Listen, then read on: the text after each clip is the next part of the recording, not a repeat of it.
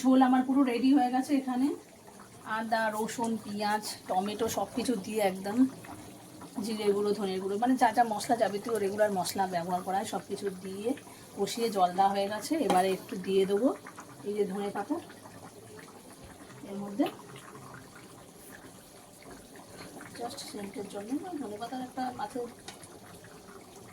ঝালে বা ঝোলেতে, আলুর দমে, যে কোনো এতে টেস্ট হয় ভালো। আর এবারে দিয়ে দেবো মাছগুলো, ভেজে রাখা মাছগুলো। এই মাছ ভাজতে গিয়ে আজকের আমার ছাকা লেগেছে মুখে অনেক জায়গায়, যা ফাটছিল। আর খুব বড় সাইজের মাছটা রে, পিসগুলো দিই কত বড় বড়, বড় সাইজের মাছ তো জন্য বেশি খাচ্ছিল। দাদু নিয়ে আসছে। খেতে ভালো লাগে, কিন্তু ওই যে ছাকা লেগে কত জায়গায় জ্বালা করছে, কোথায় কোথায় পোস্টা হলো তা জানি না।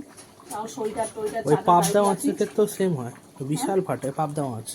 সোয়েটার সব মানে প্রোটেকশন আছে বলে সোয়েটার দিয়ে, জ্যাকেট ট্যাকেট সব কিছু, ওই জন্য চাদর আর গায়ে পড়েছে মুখের থেকে। যাই হোক, এটা হলো রেডি হয়ে গেছে।